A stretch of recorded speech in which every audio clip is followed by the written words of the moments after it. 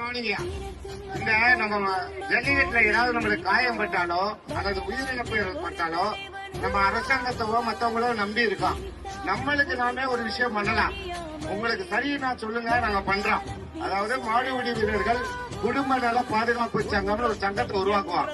இந்த மாடுபிடி களத்துல ஒரு மாடுபிடி வீரர் இறந்தானா அவனுக்கு 10 லட்சம் கொடுக்கலாம்.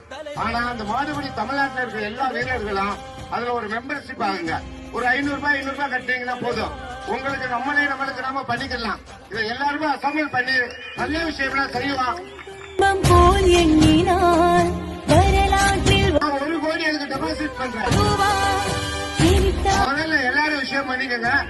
எல்லா வீரர்களும் கலந்து சொல்லுங்க. சொல்லுங்கப்பா.